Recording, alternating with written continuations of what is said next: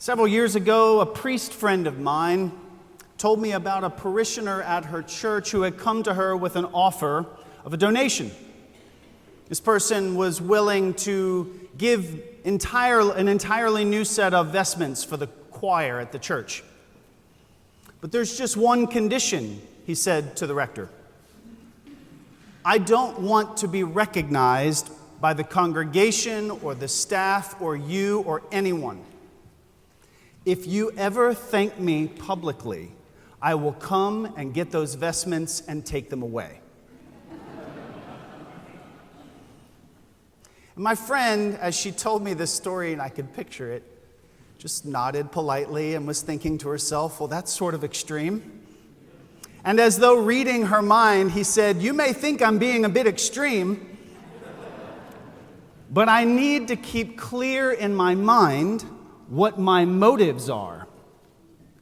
As soon as I am thanked and that starts feeling good to me, my motives will be messed up. When a person has the ability to do something like this for the church, it's what they should do. It's not something that they should be thanked for as if I am doing some big deal. And then he paused and concluded, you thank me, the vestments disappear.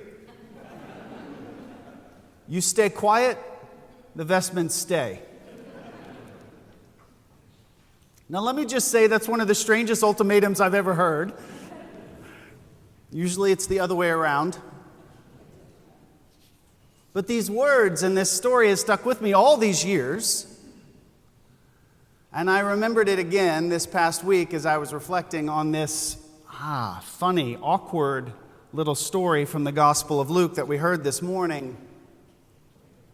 Now, I know you just heard it a minute ago, but allow me to reread this story to you in the version of the Bible known as the Message. Many of you know how much I adore that. This is how Eugene Peterson translates this little passage. Suppose one of you has a servant who comes in from plowing or tending the sheep. Would you take his coat, set the table, and say, sit down and eat?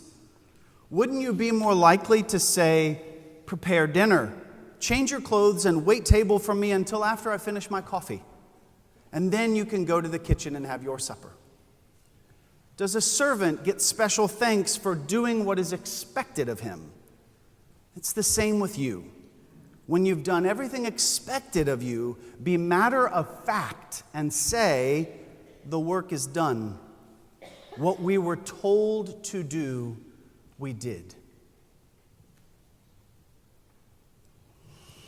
Now, this may lack the glow of the parable of the prodigal son, but I do think Jesus is giving us something serious to chew on.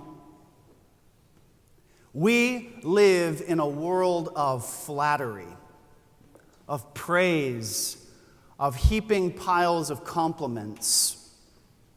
And as a result, our motivations to do good can become muddled. We can begin to lose our discipline to do right unless we get praised for it before, during, and after.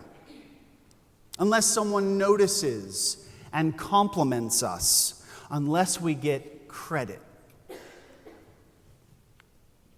In contrast, do your job, Jesus says. Not because you're going to be thanked, and not because you're going to get something out of it. Do it because it's what is right, not because there's a reward. It's what that donor at my friend's church had figured out. He may have seemed a little bit extreme, but he was actually filled with gospel wisdom. As soon as I get thanked, he said, and that starts feeling good to me, my motives get messed up. Well, then what exactly is our job as Christians? I mean, if Jesus says we're supposed to be doing these things without prompting or praise, what is it? Well, it doesn't hurt to just look back like a chapter or two in the Gospels to see what Jesus has been teaching, because everything happens in context. If he's telling us just to do our job, well, then what does he say our job is? Well, right before this, he had taught about the duty to forgive. Our job is always to forgive, no matter the wrong, and no matter how many times. And then just before that, he told the parable that we heard in church last week, the one about the beggar Lazarus and the uncaring rich man. Seems to imply that our job is to see suffering people and to do something about it. And right before that, Jesus told a whole string of parables about lost things, lost coins and lost sheep and lost wayward sons. Would seem to imply that our job is to seek out what is lost in the world and to celebrate rather than resent when they're found. That's just in the 2 chapters right before this. Leaves out the whole rest of the gospel. Well, what does all of this have in common? What's the thing holding all these teachings together? What is the job that disciples are expected to do without reward or praise, but simply because it is what we should be about? What is the unifying characteristic? Grace. It's all grace. Grace is beneath the teaching to forgive. Grace is behind the parable, inviting us to show mercy to the poor. Grace is abounding in the parable of the prodigal son. Grace is over and above and around everything that is ours to do as Christ's followers. Our job is grace. Our duty is grace. Our life is grace. Why else would the Apostle Paul begin every one of his letters, including the one to Timothy that we read from this morning? Why else would he begin every one of his letters with a prayer for grace for his recipient? Because it was always the first and best thing that he could wish for them. Grace is at the heart of who God is. So grace is what our lives are supposed to be about too, whether or not we're being praised for it. Because I'm sorry to say it, but if grace is only something we bother with when we are being rewarded for it, then grace won't last for long. I want this to be different. I wish it was. But the truth is that the world is not always kind to grace. And these days, well, it feels like it's becoming downright hostile. Grace is out of fashion, out of vogue, out of office. It was always countercultural, but now it has been branded woke and canceled. But for we who pattern our lives on Jesus Christ, we know that grace is the rock on which we stand. It is the air we breathe. It is the blood in our veins. Everything we are as Christians, every single thing that we hope for, forgiveness, peace, joy, love, it's all rooted in grace. You see, grace is what God is doing all the time. God is pouring out love into a world that doesn't always, rarely, loves God back. And grace is what God asks us to do in return, the same.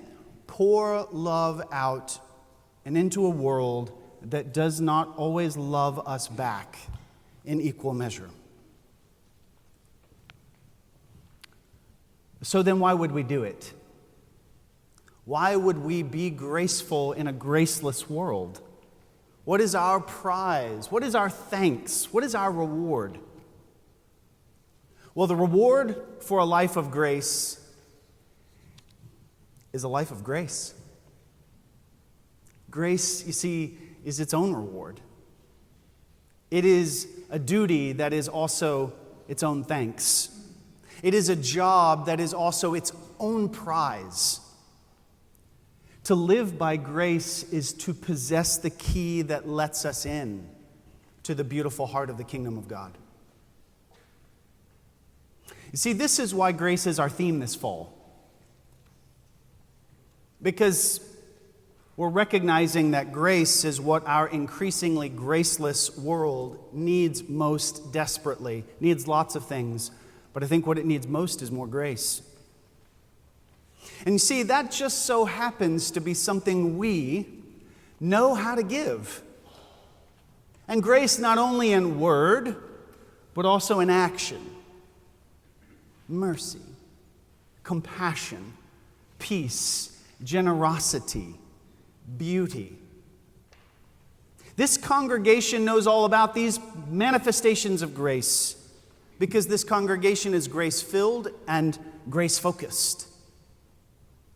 And you see, through the wonderful ways of God, through the economy of grace, when we pool that grace together, it becomes a force far more powerful than anything any of us could do on our own.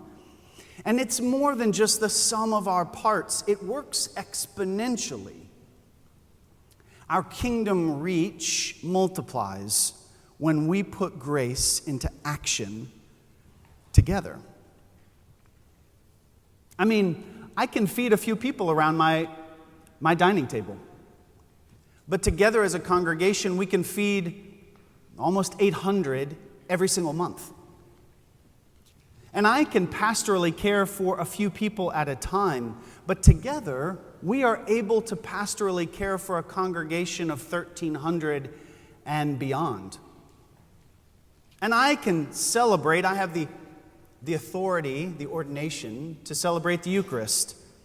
But it's only together that we create worship that is able to feed our souls. You see, here's a bit of a paradox. God's grace is free. That's fundamental. But putting that grace into action is costly. That's why we ask for your support every year. Grace is free, but the life of the church is not. There's air conditioning and insurance. Oh, insurance. There's wine and coffee and crayons. There's over 20 staff who sing and bookkeep and design and repair and watch our babies and lead our choirs and teach the faith and celebrate the sacraments. So I'm asking for your help in the work of grace, and I'm unashamed of it.